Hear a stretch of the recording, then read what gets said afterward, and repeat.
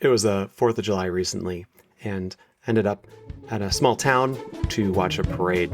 And right where we set up was a restaurant, and outside the restaurant, they had a stand where they were selling hot dogs and hamburgers and brats. And it was awesome. We got to eat. Everyone was really happy. The business was making a ton of money. And I noticed there was no other businesses doing this. No one else had thought, hey, we should set up to do this. In today's episode, we wanted to get into just that. What does it take as a business to listen to your customers, to listen to the market? To find out, we reached out to this guy. If we're not understanding the market, if we're not listening to what market trends exist, we're going to find ourselves as irrelevant. This is Lloyd Vogel, and he's the owner of a business called Garage Grown Gear. We wanted to talk with Lloyd because this business is so specific and so unique and so dialed in to its needs of its customers that we needed to talk to him and hear his story. Here we go.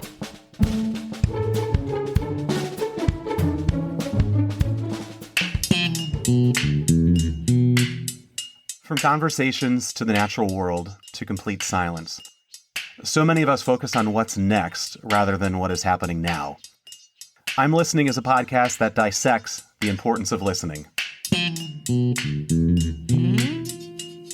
This is I'm Listening, a podcast simply about the skill of listening. Yeah, our niche is ultralight backpacking. Yeah, and just there's this entire ecosystem of makers that come off of trails like the Pacific Crest Trail or the Appalachian Trail, who then start making gear.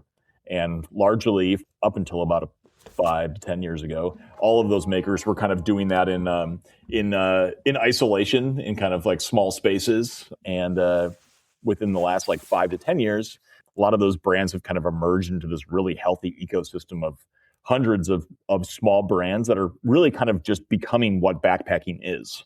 There's not that big of a distinction at this point between what ultralight backpacking is and what backpacking is, kind of with the exception of like guiding and tripping, where, looking back at some of my packs from a decade ago or 15 years ago, you're like, wow, that thing weighs 80 pounds. Pack weight right now is like 8 pounds. Yeah. Wow. And it's just like, and that has become, just like more accessible, more, I mean, it's still a niche, but it's definitely a growing niche. Use I think the term, is it cottage brand? Mm-hmm. Brant and I, being not backpackers per se, we're sitting here going, all right, so there, like you said, people are getting off trail thinking of these ideas. If I had this, or if this was a different material, or what about this? They're literally going back into their basements, garages, office spaces, designing things, creating things, throwing it on socials, doing all these different things and saying, this is my new product and it's made out of recycled material or reusable, whatever, all these different components of it all. And you just said something fascinating. It used to have backpacking, and then you used to have this like specialty ultralight different stuff, but you're saying it's coming together. When did cottage brand guys and gals, women and men sitting in their basements making their own stuff outpace, or is it outpacing the brands everybody thinks of or knows of? It's maybe not like outpacing in the like general scheme of the outdoors, but I would say that it is on a level where bigger brands are getting into the ultralight space and trying to monetize that section. So, if I think about the kind of gear that was prominent 15, 20 years ago, you're talking about brands like Kelty, brands like Gregory, like Marmot, like Sierra Designs, brands that if you were building a top-end kit today, you would not include in any of your gear. Really? Yeah, I mean, you could, and like you can, Sure. you could totally go backpacking with that and have an absolutely wonderful time, because there is no gear is only one element of the whole thing. But if you are looking to like spend money on the best gear, it's not that. you can find a $700 Dyneema tent that is going to outspec a Sierra Designs tent or a Mountain Hardwear tent any day of the week. Okay. In terms of, it's going to be a quarter of the weight, it's going to be twice the cost, but it's going to be trekking pole supported as opposed to, coming with its own set of, poles along with it. It's going to be designed specifically for backpackers. And even like Osprey, to some extent, like a lot of their packs are kind of in this more traditional space, but some of their best-selling packs are kind of in this ultralight style. You see large retailers like REI coming out with backpacking quilts instead of just having sleeping bags. Yep. You see Mountain Hardwear just releasing a like $600 Alakazam Alula pack that is like which is their foray into designing essentially like cottage gear, but on a mass production scale. So I think like that is an interesting transition that we've been able to see, is that as ultralight has become more mainstream, it's gone from being something that was just made by small cottage makers into something that there has been enough of a market size for people to be able to say, larger brands to be able to say, oh, that's a game that I want to be able to get into and a direction that I want to trend in for my gear. It's interesting because the evolution of outdoor gear, you're seeing ultralight stuff being made by larger companies saying, hey, we see a trend that is growing. We think we can also get in that trend and do good business with this. You're in a different spot. You're in that spot of saying, hey, I think this could be a trend. I'm going to invest in this and make it happen. When you say a Dyneema tent, Dyneema to me is a piece of equipment or gear that I use for climbing. It's super strong and super light. To use it in a fabric for a tent, that's crazy. I've never thought of that before, but it sounds really intriguing and I'm really curious. How do you go from meeting with someone who's got this passion or idea and saying, hey, I'm in with you, I want to sell your product? Yeah. I mean, the good thing is that it's like so much of it, like we are just very ingrained in this part of the community. So I think it is helpful being enthusiasts first. And that helps me be able to understand, kind of what our audience is after, what our audience is actually using, because I just kind of get to look at it from my own lens and say, is that something that I'm going to use? Is that something that I find that has a use case? Because a lot of ultralight gear isn't always perfect, but if it excels at a specific use case, which is the goal of all gear, then it can have a spot on GarageGrown. Yeah, we get from everywhere from finding brands on Etsy to finding brands on Reddit. I mean, so many of our brands have popped up because they've posted something on Reddit and been like, hey, I made like 20 of these. Would anyone want any? And then people are like, sure. And I'll see it and be like, how about 100 of them?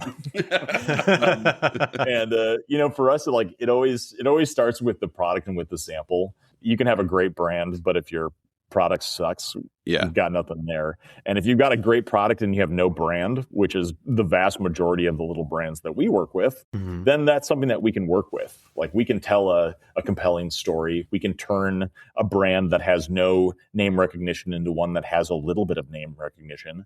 And we kind of view our spot in that market of like, how do we find these brands that other retailers would not take a chance on and have some reciprocity in terms of their growth. If they grow, we do better. And when they grow, if we're the only retailer that really sells them, we get the benefit of not competing with every other shop in the country or Amazon or anyone else for these products. The risk is higher because you're taking a brand that people don't know about and products people haven't seen, and you're saying, I am going to make this product relevant by using the leverage of our platform. And that requires an audience that cares and trusts you, and for you to make sure that the products that you are kind of backing are ones that fit the specific use case. Because if they don't, you're going to see them inauthentic. And whenever you're in a niche, inauthenticity is like the absolute killer. I mean, especially when bigger brands are getting into the space and trying to monetize it.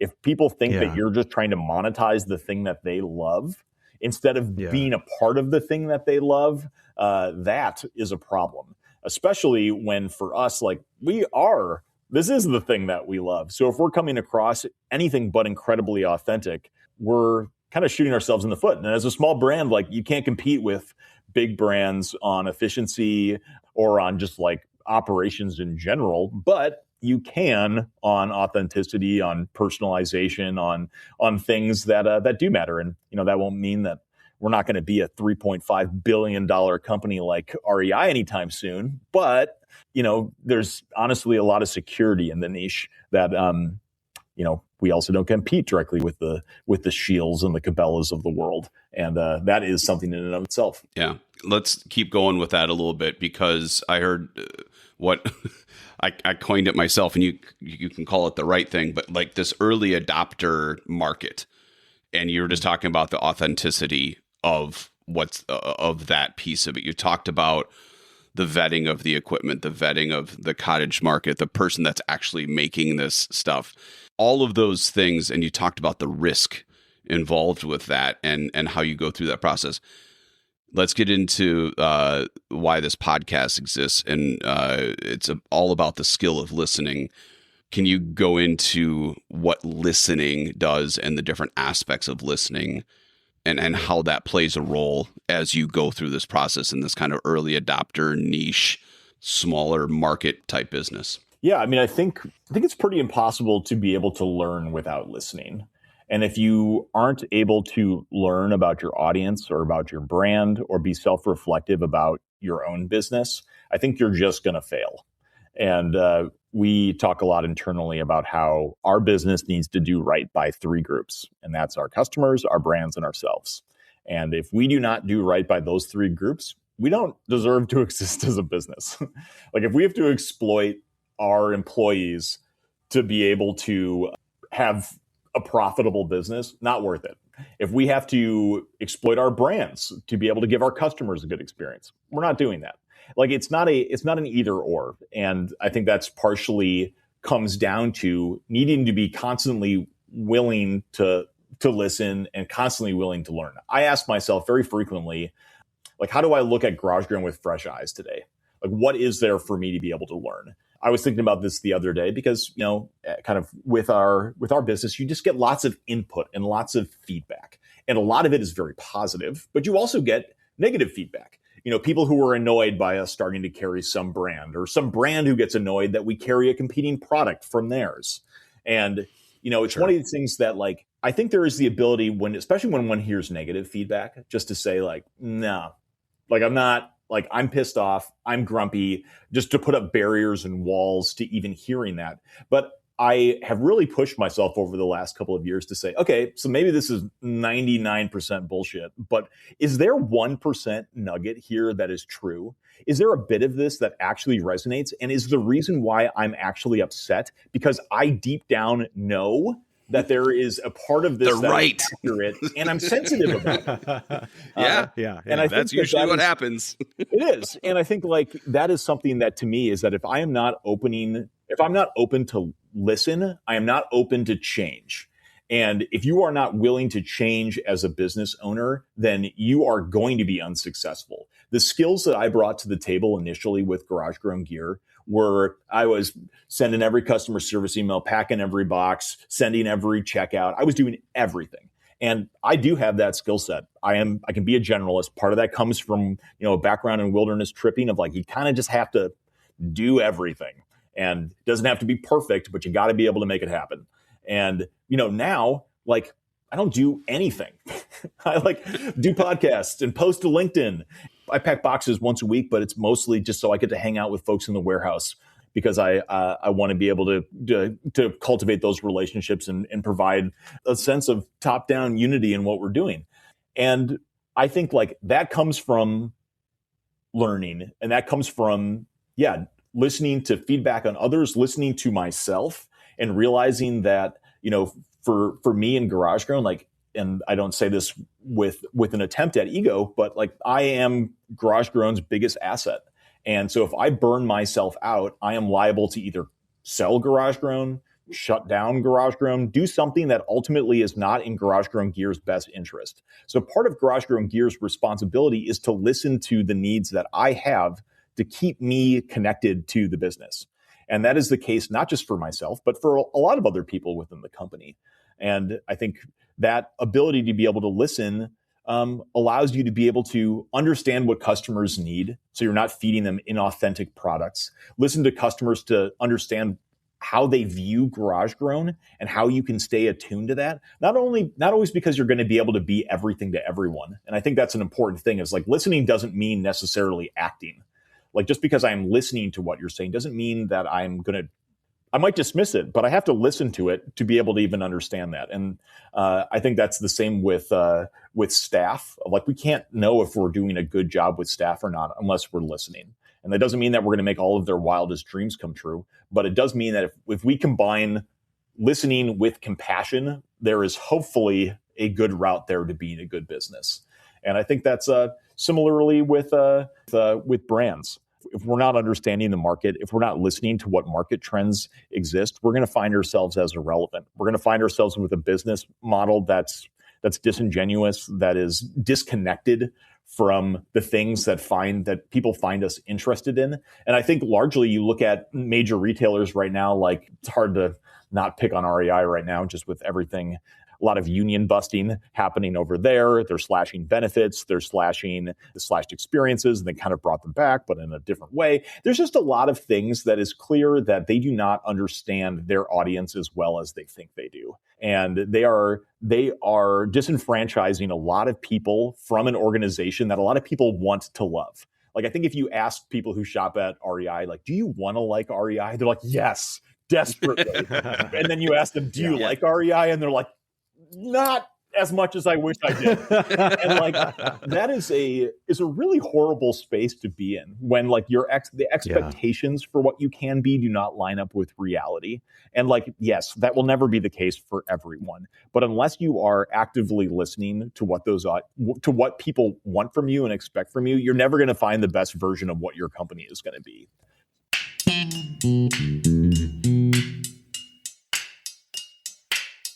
What are you doing to listen to your customers? So you don't have a retail space anymore. You're primarily online. You have the warehouse, and you might have an open house once in a while. How are you interacting and engaging with your customers? What do you do to listen to them? Yeah, I mean, I think part of it is just like being in spaces where they are.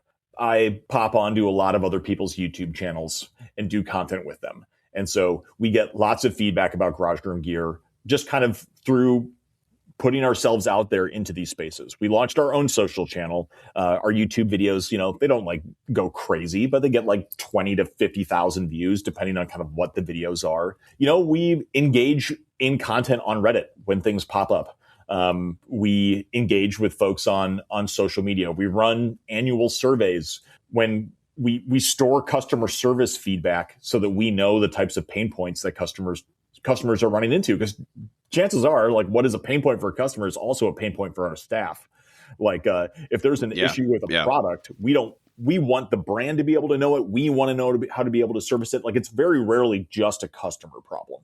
And, we also have a testimonial section of our website where people can leave feedback on kind of whatever. And generally that's a very positive space. But like, it's, if you go through all the feedback there, you can see things like, man, sometimes international packages just vanish. That is for sure a thing. You think about sending a package across the world for like $15. It's kind of miraculous that anything shows up anywhere. Especially when you see something like the USPS, like sorting facilities. Like it's a miracle that international mail happens. So I think it's just like not, and I think it can be a tendency as business owners, and I find myself doing it at times where I kind of have to put blinders up to feedback. Sure. Like I don't get myself involved in any customer service stuff. I'm not back in the warehouse checking fulfillment timelines and stuff. Like that's just not stuff that I focus on. But that is an intentional thing for me of like listening does not mean making myself susceptible to all of the inputs of a business. Partially what I have to do and what we try to be able to do within all the departments is compartmentalize the scope of people's work so that the anxieties that an entire company has are not spread out across everyone. Because if that was the case, you have people that are having concerns and anxieties about parts of the business that they have no control over. And ultimately, that's not positive anxiety. That doesn't manifest in anything actually happening. It just weighs you down. So I think like it's one of the things. How do you choose? How do you choose what you're listening to then? I think it comes down to like what is actually within the scope of your work. Like I have a post-it on the side of my computer that says very clearly what the things that I am responsible for at GarageGrind. And so if I am dealing in something that is not in that space, I need to have a really good reason, and I need to have a very quick transition out of that, because that's ultimately someone else's job, and that creates avenues for other people to be able to grow. Because I'm not trying to own other people's roles and jobs, and I think you see CEOs who do that, where they are bad at delegating or have trust issues. And so they refuse to be able to give up aspects of their job. And not only does that hinder the growth of the company, because no one person is the best at everything. I'm terrible at the financial side of it. I'm not a good operations person. I'm definitely like an ideas person, marketing person, connections, relationships. And by kind of limiting the scope of my work, I use this line all the time. It's a little cliche, but simplify to amplify. Like I have to be able to narrow the scope of my work so that I can be the best at this. And if I don't do that, I'm going to be bogged down by all of that, and it's not going to be positive. So I think that's really matters to me that our top leadership at GarageGrind has that. But I think that that's the case for everyone's individual roles, that you can't bite off more than you can chew as an organization or within any specific department. It reminds me of a couple of years ago, we talked with some restaurant owners and the chef who runs the back of the house. There is an order, there is responsibilities that is yours, and there are things that are others. If you get into another station and start messing around, you're messing things up. Like that is, So there's boundaries, there's respect for those boundaries, but there's also the trust that's there as well. And that gives ownership. I mean, that is what makes people feel genuinely connected to their work, is because they have a scope that they are an expert at and that they control and that they have responsibility over. But again, those are things that, like, not to just hammer into listening, but I think one does have the propensity. No, do that. That's please hammer into listening, please. But when one has like seen a company kind of grow throughout time, there's always this notion of it's hard to be able to give things up. And if you aren't listening to yourself and what you need, if you aren't listening to your team and what they need, you're going to miss these really obvious things. Where I talk with business owners all the time who are like, man, how did you hire this? Or how did you build this team? Or how did you get to a spot where, largely you aren't handling a ton of the day to day? And so much of that is just by like not being a rock brain, just being willing to listen and change and be flexible and check your ego at the door and say like, yeah, I'm willing to do everything with this company, but it's not advantageous for this company for me to do that. I'm not above taking out the trash, but I'm not going to. Right. And if you really need me to, I will. But that's a sign of a gap, or that's a sign of someone else's leadership failing in that space. Yeah. That's awesome, man. That's awesome. You spoke to this a little bit, and I want to jump into it because we're talking about the customer. And we're also, what Brant and I were like, we went around for a little bit. We're like, who's their customer? And I'm sure you guys have never thought about this. So you're welcome for us bringing it up in year 9 of your company. That's right. Yeah. I'm gonna ask a very complex and very complicated question, Lloyd. Are you ready? I'm ready. Lloyd, who's your customer? Wow. Such a complicated question, Drew. It is nuanced, though. I mean, like, it is. We couldn't answer. It was like, everybody? Yeah. Nobody? I mean, who's your customer? It's part of the reason why we have experienced a lot of growth and are continuing to experience a lot of growth, because our customer base is expanding. And I think that kind of talking about that Venn diagram of who is a backpacker versus who is an ultralight backpacker, people are making that continually making that shift from kind of more traditional backpacking into ultralight. And again, there's no ideal way to experience the woods. You get no, medals or trophies for like doing gear better outside. But honestly, like if I can not slog a 40-pound pack on my back and I can do it for a quarter of the weight, like that's what I'm going to choose to do. That allows me to be able to move more comfortably, faster, see more stuff during the limited amount of time I have to be outside. So for me, it's an absolute no-brainer. And the simplicity and minimalism of it just allows me to like reduce my decision fatigue while on trail. And that really matters. So I think largely it is to say is that I think the market for ultralight backpacking is really becoming anyone who backpacks outside. And that is our customer. Our core customer is a bunch of, they're called gram weenies. Folks who count every gram of their gear to be able to reduce their base weight as much as possible. That's kind of what ultralight has been in the past. Ultralight is defined by a base weight of less than 10 pounds, and base weight being everything that you carry in your pack minus consumables as food and fuel.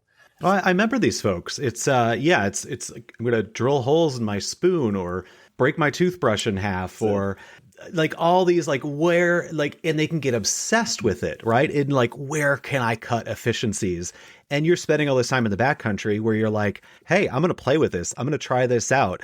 I bet this piece of Tyvek is going to work great for a tarp. It's really loud and crinkly, but it's rainproof and it's much lighter than a tent. Yeah. So I can see that mindset of I want to make it more simple. I want to break this down and make it lighter, and getting really into that. It's kind of the gamification of it. And like, that is what, so much of the Reddit community and forums and what YouTube and kind of like, I mean, honestly, like what guys like myself do, which, I consider myself to be an outdoorsy human, but I get away for a couple of weeks every year. And the rest of it, I live in, smack dab middle of Minneapolis. Like I'm an urban boy for the vast majority of the year. So being able to kind of obsess about my gear is what helps me stay connected to a discipline and to a lifestyle that I deeply identify with. So yeah, I think like that audience really has been kind of that like gram weenie. I mean, traditionally like very white, very male. I think it has become a larger demographic, particularly within older folks, kind of that 60, 65 plus, where going lightweight is not a luxury. It's an essential. If you want to keep backpacking later into life, when you've retired and you still want to go hike the John Muir Trail, like you've got to have light gear, because the alternative is going to mean you're going to be slogging it or making dangerous decisions and pushing your body in ways that you shouldn't. So it's expanding kind of in all areas. It's still definitely something that has its kind of core in this like 35 to 45-year-old white dude space. But I think as ultralight's price points have come down, as places like GarageGrown have helped make this type of gear more accessible, as opposed to folks having to just like mill around the internet to, find all these random brands and websites. I think as the gear purchasing has become more accessible, so has ultralight.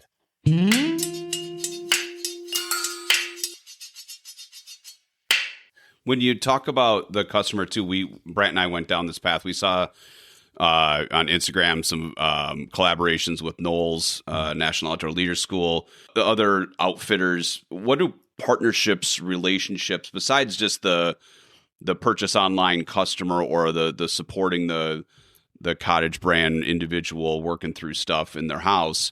What is relationships, partnerships, things of that nature? How does listening play into that role? Yeah.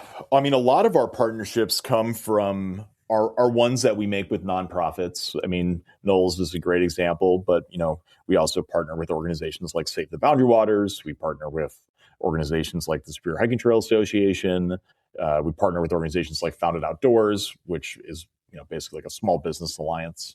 But I think largely it comes down to listening to, I mean, we are not a overly political organization, I would say, but we do talk about stuff when it feels important to our community. And I think that comes to, I think there's a lot of organizations, particularly larger ones, that think that like silence is better than taking a stance. And I think largely people, especially in 2026, if you're going to be a small brand and you're going to kind of bank your reputation on proximity, closeness, approachability, they want to know what it means to be close to you. Like, does that mean that I'm supporting politics and social initiatives that I do not approve of? Because if that's the case, I don't want to follow you on Instagram. I don't want to subscribe to your newsletters. I don't want to buy stuff from you. And so that doesn't mean that like, we're going to start posting stuff about everything. But like, when, the ICE occupation was happening in the Twin Cities, like we weren't just sitting here twiddling our thumbs. We gave staff time off to be able to volunteer each week. We shut down anyone coming into the shop. We donated a bunch to mutual aid organizations. And we did that because was listening to our staff, because that's what they care about. And it was listening to our community, because when we don't do stuff, like we get folks sending messages to us on Instagram saying, "Why aren't you doing this?" Like, and it's like immediate. It's like, dude, it's the weekend. I don't know. No one's working. Like, we just need like a hot second to like understand what's happening before we like, formulate an opinion on it. But we have a passionate customer base. So we're not going to address everything that everyone wants us to listen to, but we can still say, hey, thanks so much for, bringing that to our attention. Like, we are going to look into it. That doesn't mean we're necessarily going to do anything, but if you listen, then you can make people feel heard. And if you don't listen, you can't make people feel heard, and they're going to feel like they're not part of your thing. That's just like taking the time to like generally prioritize that as a company. So Knowles is one of those organizations that like they do a lot of parallel stuff within the space. That felt like a really logical partnership.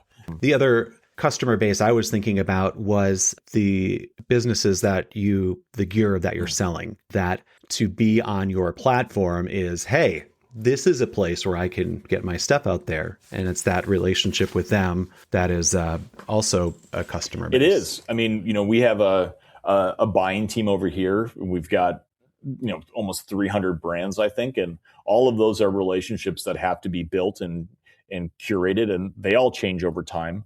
There's brands that we started working with 5 years ago, and they made 5 things for us at a time. And now they're making 2,500 things for us at a time, because those brands have been able to grow. And so their needs and the communication styles that they have are even like what we expect. I mean, when we were chilling in my basement, I'd be like, can I buy 2 of those and pay for them later?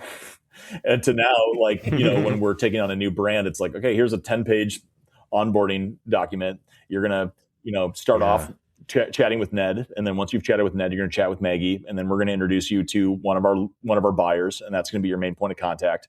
For a lot of our brands, like I'm the roof salesman. Like you might talk to me along the way, but like, I'm not doing shit for you after that. Like there's people that like actually know how to onboard you and what to buy and like what the marketing flow is for that brand. Like I'm happy to wax poetic about Garage Grown, but if you want to talk margins, if you want to talk payment terms, nope. Like but those are things that have changed on our side largely to be able to help make those processes more efficient, and partially like our brands are often going from not being a business to being a business throughout the process of working with us. So part of it is like we have to put some of like the industry's institutional knowledge into them so that they know how things work. Like we occasionally get brands come on and go, you need 40% margins? I was thinking like 12, and being like, no, like retail does not work that way. And like, this isn't like a me thing. This isn't an us thing. This is the 35% margins that we're already agreeing upon is way less than any other retailer would be able to take. So this isn't greed. Yeah. This is how we pay for, like, if you want us to market you, if you want us to position you in all these spaces, if you want us to run ads on your stuff, we get that through the margin that you give us. And so that communication is sometimes educational, sometimes is just like, a big reason why REI doesn't work with a bunch of the brands that we sell is because they're piddly, is because they require, we used to call them handholdy brands because they were ones that we just had to follow up with, or they'd email us when we were expecting a big batch of stuff. And they'd be like, hey, you know what? My kid had to go to the doctor and is sick, and I didn't get to the post office. And be like, okay, great. We just had this entire promotional calendar built out around this thing arriving here and us launching it on Tuesday, but sure, we'll bump it back a week, Right. Right. Okay. With that, so you are working with startups, and there is that, as you've been talking, your, mindset on simplicity and agility, it reminds me of that startup mentality of we're going to work with this and we're going to make it work.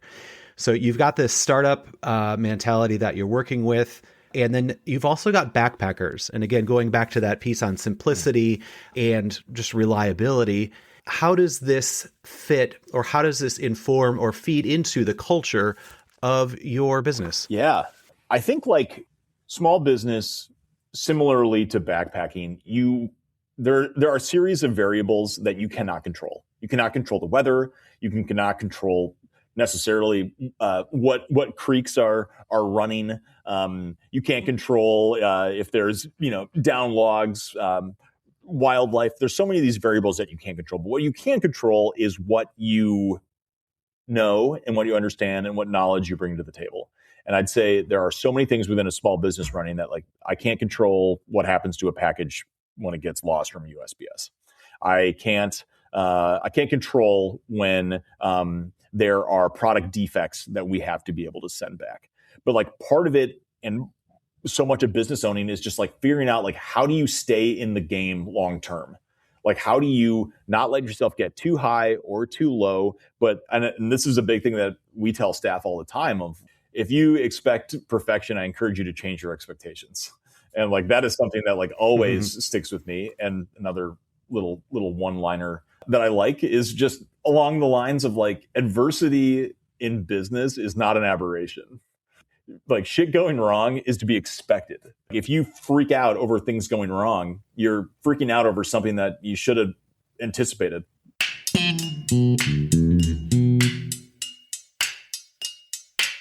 I think a lot of companies talk about core values as, you know, being these centering things, but like, we use core values so we can hire by them, so that we can review by them, and so that we can fire by them, and do all of those things as unemotionally as humanly possible.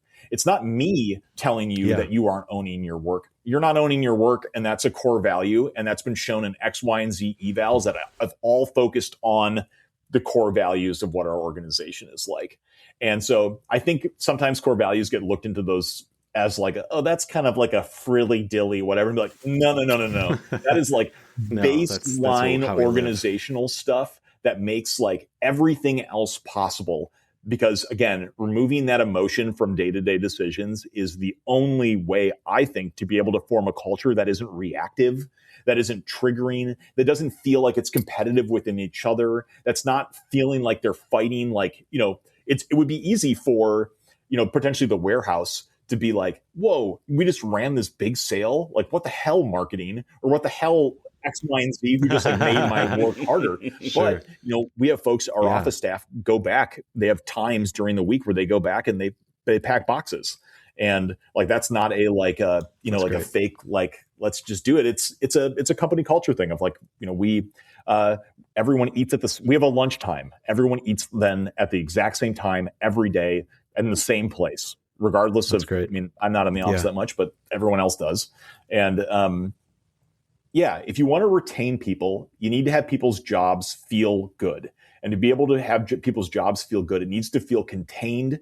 It needs to feel predictable. It needs to have excitement and like creativity, but it needs to not sweat the mundane stuff in a way that makes it feel big and zap your emotion from stuff that you actually care about. I have a follow-up, and it has nothing to do with listening to the market. Lloyd, the way that you speak about your operations, your company, your culture, your values, you're talking about employment, other people's livelihood, that responsibility. You're talking about hiring, firing, you know, the customer relationships, the partnerships, who is the customer and what is that, you know, is it the people you're purchasing from or is it people that you're selling to? And the answer, I believe, is yes. And, you know, and all of those things, you seem to be pretty dialed in with what's going on there. You have roles that are clearly defined.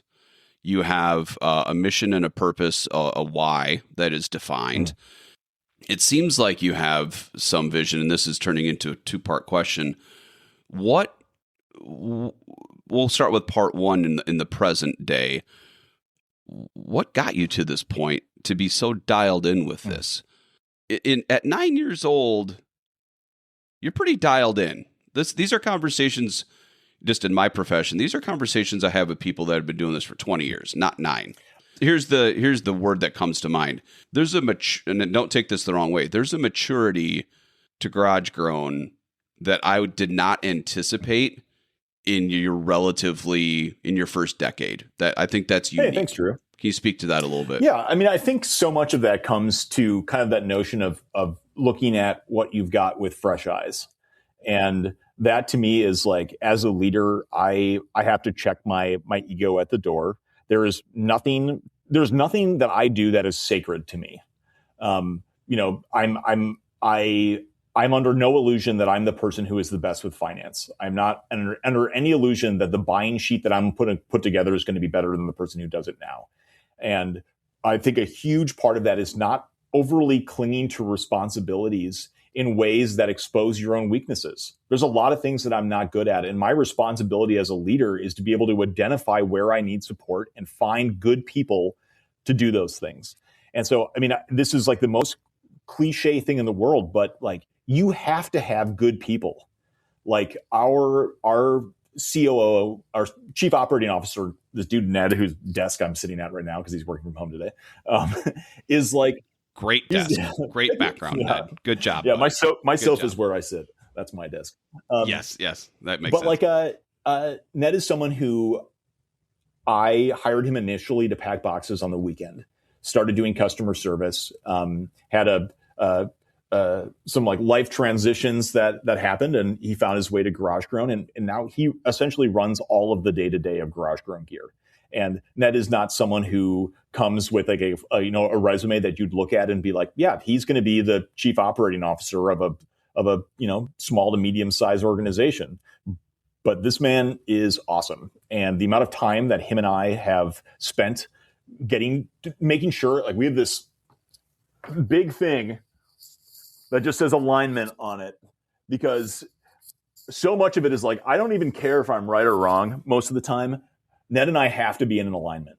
It just has to be a thing. Like, we need to be rowing in the same direction. We need to be on the same team. Yeah. I'm happy to be wrong if we are at least, not feeling like we're fighting against each other or not moving in the same direction. And largely, like, we are in lockstep constantly, to the fact that, like, I haven't had a professional relationship like the one I have with him.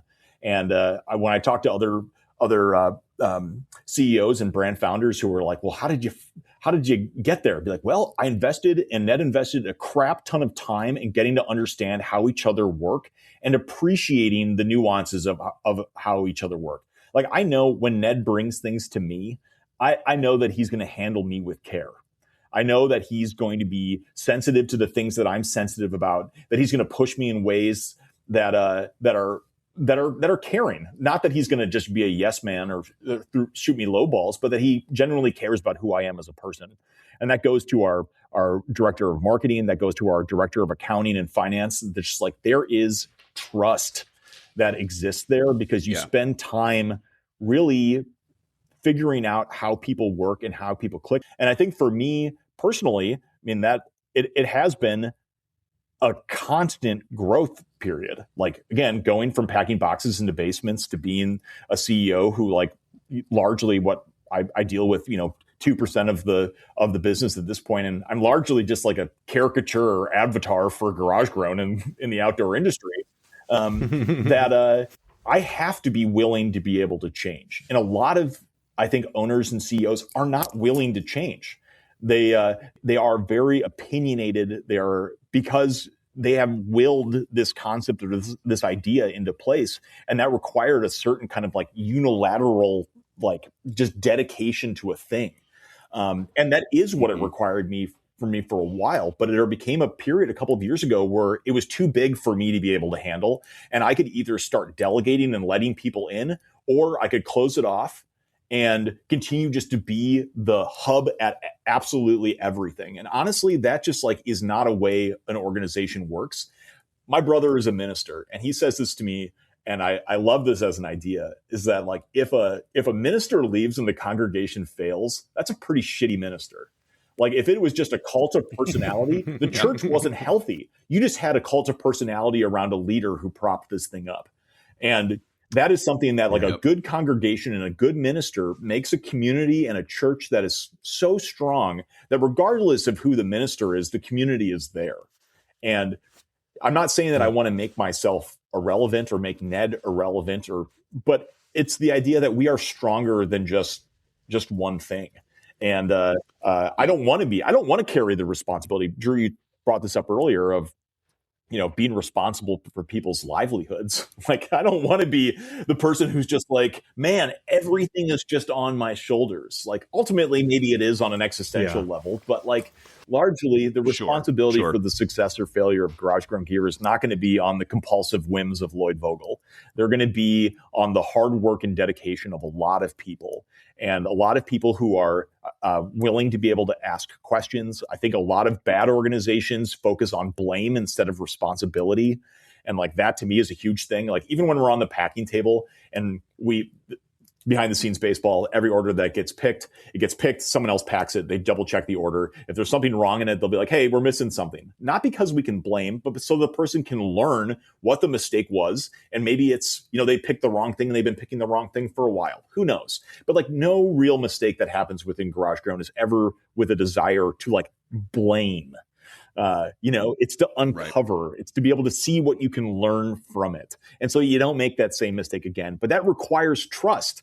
And if you don't trust someone to say when they've made a mistake, then you're not going to know that they're happening. So I don't know. Long-winded answer. I think maturity of a company comes from building trust. Trust takes a while, and it also takes like genuine buy-in from people.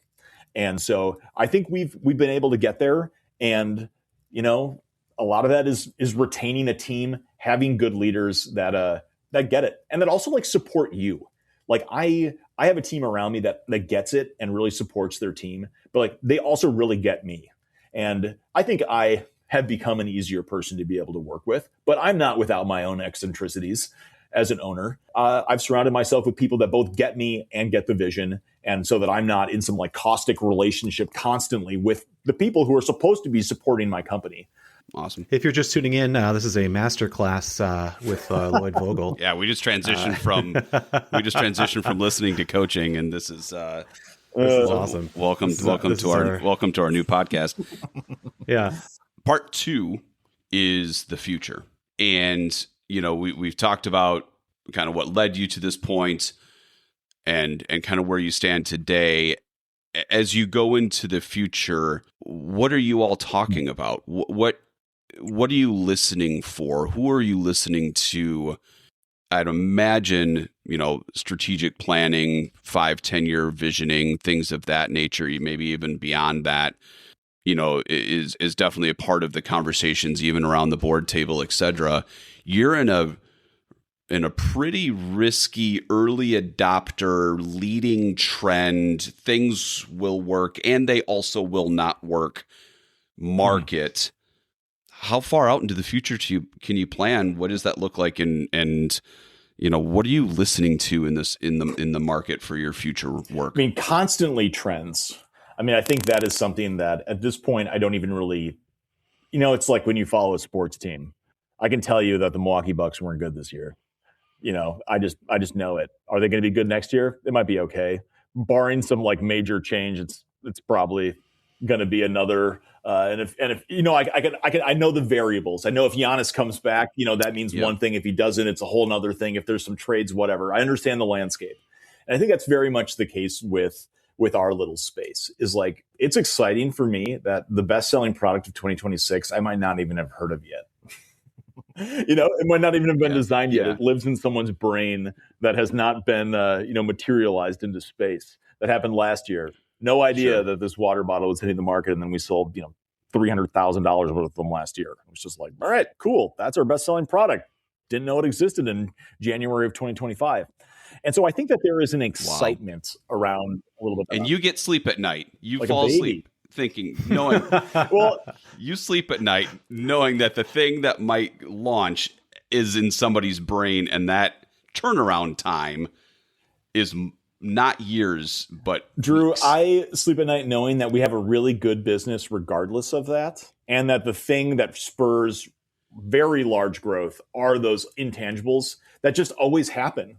Like, life seeds life. Like people aren't going to stop being imaginative and innovative. Like it's going to happen. Like it happens all the time. Like there's constantly products that I'm like, oh, dang, that's really cool. We have a carbon fiber tent stake that I think we've sold 6,000 of this year that did not exist in November of last year. And I love that. That's the mindset that I have clients that pay a lot of money to figure out. So and you're doing. Well, thanks. Yeah, which is awesome. It is. I think it is something that like, yes, I do keep my ear to the ground in terms of trends, but like to some extent, like we kind of like are the trend. at this particular moment within ultralight, the stuff that is cool is coming out through GarageGrown. And that is like kind of the first touch point in platform. And so like we are the first point of contact for a brand that's coming out with something new and different.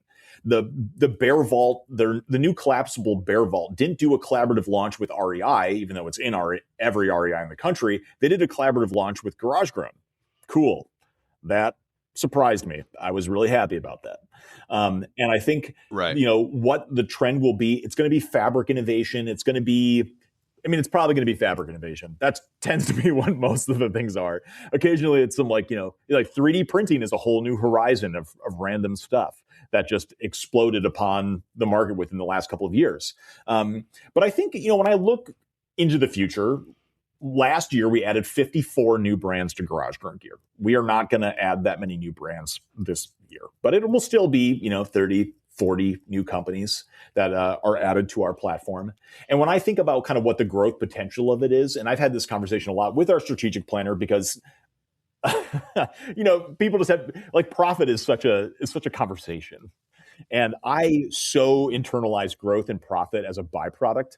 Like you run a good business and then hopefully you get profit. And if I have to sacrifice running a good business to be profitable, I'm not really interested in doing that. So if me running the business that I want to be able to run doesn't materialize in a profitable growing business, well, that sucks. But okay, I've learned something. GarageGrown isn't going to grow. So then I would need to have to figure out how to be able to, reconcile our fixed costs to be able to have us exist at a size company that I felt good about running. And so, I think there's a lot more growth for GarageGrown to be able to have. We've had consistent, 25 to 30% growth over the last couple of years. I don't know if that'll happen again this year, but we have a team of 25. We're expanding into a new warehouse space. We'll have 16,000 square feet of space here for offices and for warehouse. Largely I have no desire to move us into alternative verticals. I love paddling. We're not going to start selling paddling stuff. I enjoy biking. We're not going to start carrying bike packing stuff. It's not who we are. It's not what we do. It's not what we know.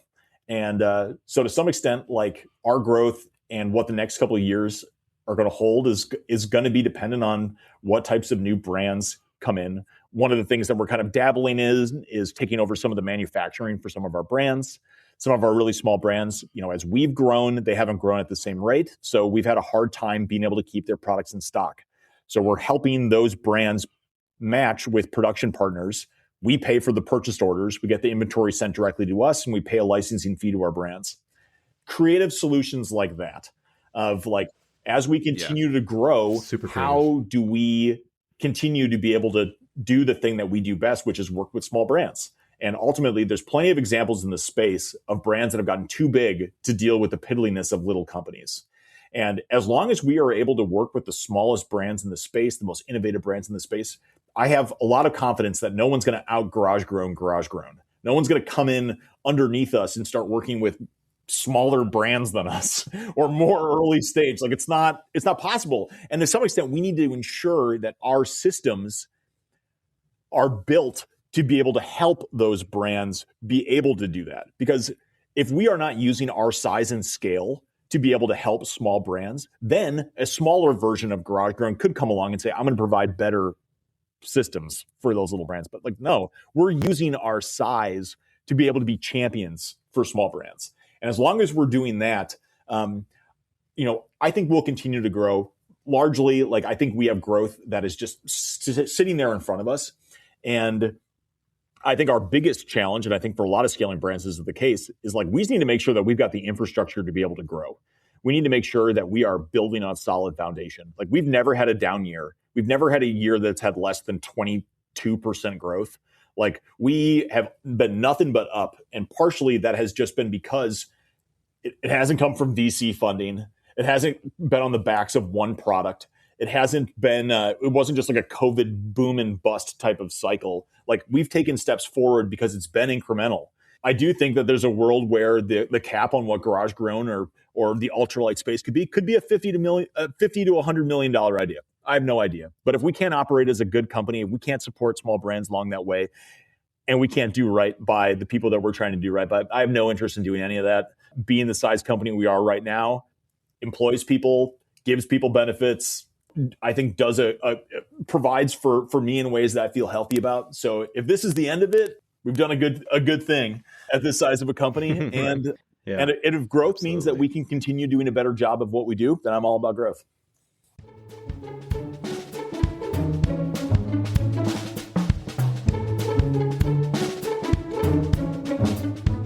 This has been enlightening. What Brant and I love about this podcast is that it's unique. We are one of very few podcasts about the skill of listening that even exist in this world. The origin of why we do this is because we believe in the skill of listening. We believe that it is a skill that people can continuously learn. And that concept, that idea, takes us in places that surprise us every once in a while. So Brant usually is the genius behind the idea in terms of the episode. And when we talked about brainstorming, this is even a couple of years ago, maybe a year ago now, he said, I think... It's probably a year ago. Yeah, maybe a year ago. I think we should talk to Lloyd. I think he's got a thing going. And here we are. And the episode title, at least the goal at this point, that might change a little bit, was listening to the market.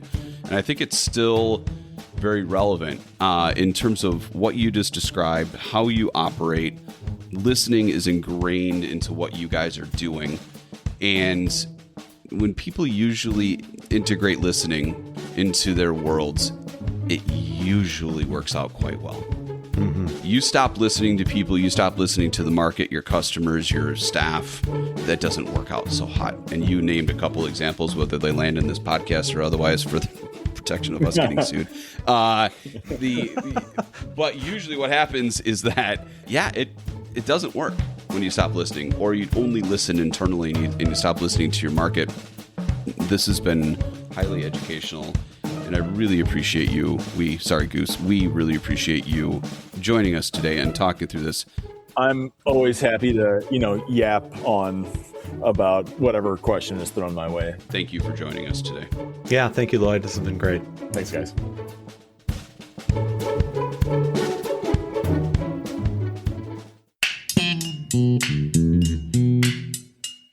In the description of this podcast, you will find more information and a list of any of the sources that we used.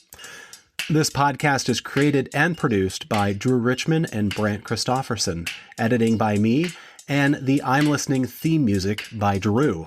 That's me. That's you. Brant, I will talk to you later, my friend. We'll see you next time. Yeehaw. Have a good one, Drew. Bye, Brant.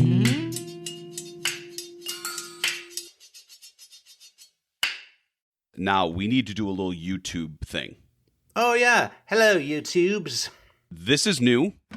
We weren't doing nothing over the last 6 months, folks, since season 4 and the kickoff of season 5. We were working on the tubes. The YouTube. Your tubes. Is that how it is? It's you on the YouTube. No, that's gross. Tied my tubes? No. Stop that. That's disgusting. We're on YouTube. Yeah, we've been on YouTube all along. We are now dabbling with posting videos? ? Yeah, some additional content. So, go to YouTube, in the search bar, find I'm_listening podcast. Find it with our logo and make sure you click on it and subscribe. We would love to get subscribers. And then one of the only podcasts in the world that's dedicated to the skill of listening can continue to rise up in its popularity, because we believe that if everybody listened just a little bit more, the world would be a better place. Find us, I'm_listening podcast. Click on it and subscribe.